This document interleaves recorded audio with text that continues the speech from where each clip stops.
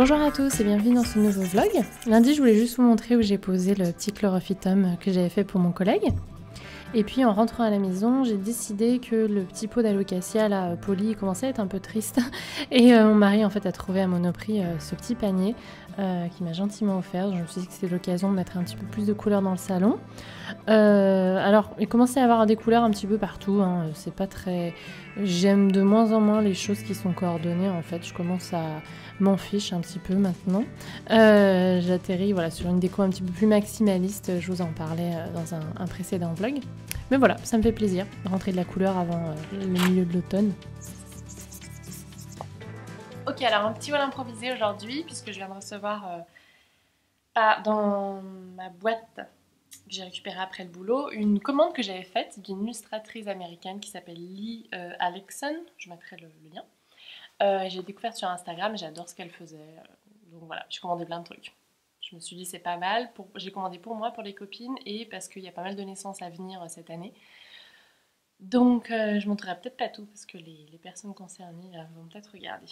On verra.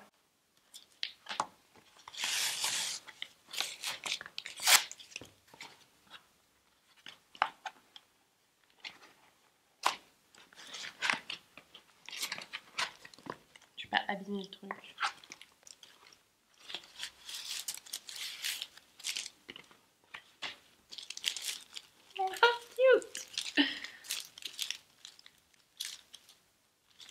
C'est trop chou. Je vais essayer de cacher certains trucs. Bon, déjà, c'est trop chou. En plus, j'ai un petit merci Marion personnalisé.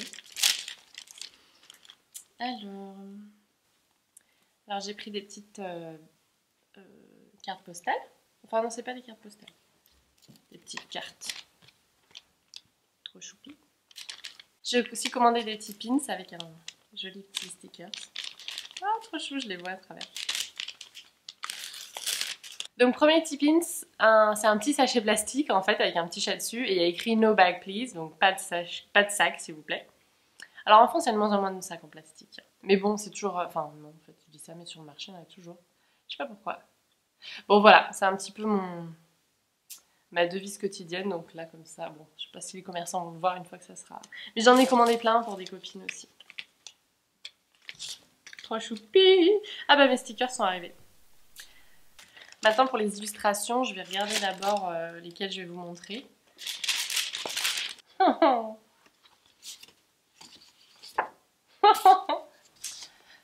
Ok, je sais pas laquelle. Elles sont trop belles, j'ai envie de toutes les garder. Alors je fais une autre commande. Bon, je vais décider et je ferai un close-up, comme ça je vous montrerai. Voilà pour ce petit unboxing, ouverture de colis un petit peu spontanée. Je me dis que ça serait sympa dans un haul et puis de faire découvrir des nouveaux artistes. Voilà, moi j'aime vraiment beaucoup. Je trouve ça vraiment sympa. Elle a un site en ligne, elle passe pas par une boutique Etsy ou autre. Mais voilà, si vous avez d'autres artistes que vous aimez, que vous suivez ou parfois dont vous achetez des productions parce que vous aimez bien soutenir des gens en fait.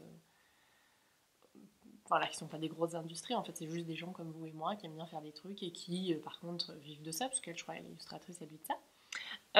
Et ben dites-moi dans la barre d'infos parce que je serais vraiment contente de découvrir de nouveaux artistes.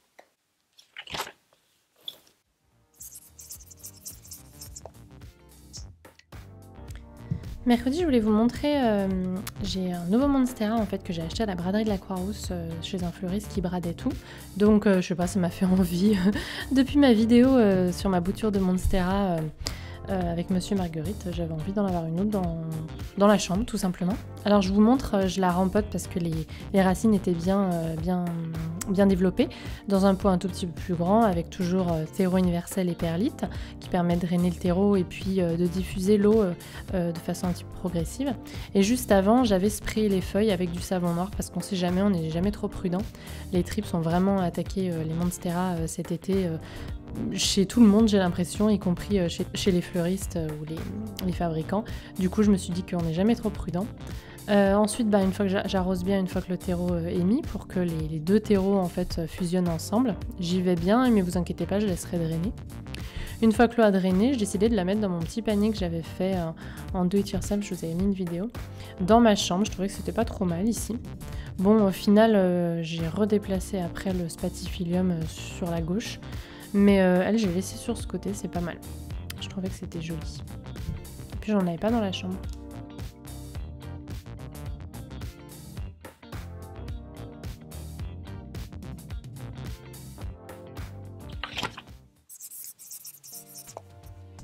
Jeudi, je voulais juste vous montrer mon nouveau Potos Enjoy dont je parle dans un haul d'automne. Je sais pas si vous l'aurez déjà vu ou si je l'aurais déjà posté, mais enfin il était bien grand, donc j'ai décidé de faire quelques boutures et de vous montrer à quel point c'est facile de bouturer un poteau. C'était l'occasion de vous le redire, même s'il y a une vidéo rien que pour ça hein, sur les poteaux et le bouturage. Donc je vais amener les tiges que j'ai pris parce que j'en ai pris plusieurs en fait, je vous ai montré qu'une seule découpe. Dans ma station de bouturage, et puis je vais prendre un contenant opaque parce que quand j'en ai un sous la main c'est quand même mieux, même si les poteaux se bouturent bien aussi dans des tubes à essai transparents, hein. C'est pas des plantes qui sont difficiles à bouturer. Là je vais commencer avec les tiges, alors là je vais bouturer les tiges en entier.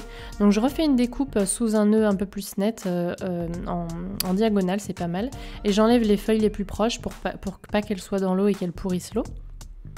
Là, je vais faire pareil pour cette deuxième tige, comme ça quand je ferai une nouvelle petite plante, elle sera déjà pas mal fournie, il y aura déjà des plantes qui retombent, enfin des petites, des petites tiges qui commencent déjà à retomber.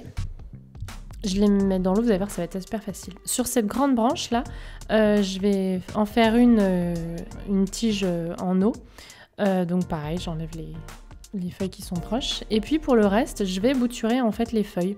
Comme ça, sur ma future plante que je ferai, eh bien, la plante à la base sera pas mal fournie. Je pourrai planter directement les petites feuilles. Ce qui permettra de cacher un petit peu le terreau et voilà, d'avoir une plante à la fois qui commence à cascader et à la fois dont la base est assez fournie. Donc là, vous voyez, je coupe entre les nœuds et je vais faire pareil pour les deux autres. Voilà, donc là je vous montre, vous voyez, on coupe entre chaque nœud, il y a déjà des petites racines aériennes qui apparaissent. On ne peut pas mettre directement une feuille dans l'eau, il faut qu'il y ait le nœud, c'est là où vont naître les racines en eau. Donc voilà, je changerai l'eau une fois toutes les semaines, voire 2 semaines. Ensuite, je voulais vous montrer mon nouveau syngonium dont je parle aussi dans mon haul plante de l'automne. J'ai décidé de le mettre dans ce petit pot Sass & Belle que j'ai trouvé sur ASOS, qui est une marque anglo-saxonne, je crois. Je le trouvais chou. Samedi, on est allé faire un petit tour en ville et je voulais vous montrer ce balcon que j'ai trouvé dans les plantes de la Croix-Rousse, c'est assez fou. On est passé à la boîte à café et puis on est allé voir ensuite une amie qui a un nouveau petit chaton qu'elle a secouru, qui a été rejeté par sa maman. C'est une écaille de tortue, elle est tellement magnifique.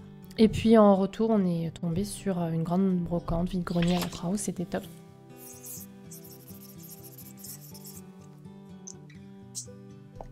Dimanche, c'était assez cool, mais le matin, on a pris le temps d'aller à Momento, qui est un petit café qui fait aussi bar le soir dans la grande rue de la Croix-Rousse. Je vous montre un petit peu l'intérieur, super cosy, et ils ont plein de choix de boissons, et c'est super bon. Le bar, d'ailleurs, la nuit, donc fait cocktail également. Nous, on aime bien se mettre à la terrasse qu'ils ont à l'extérieur. Le dimanche matin, là en début d'automne, il fait encore super bon, c'est agréable, moi je lis le journal, ensuite on va au marché, etc. C'est vraiment une super pause détente. Voilà, c'est tout pour ce vlog, j'espère que ça vous a plu.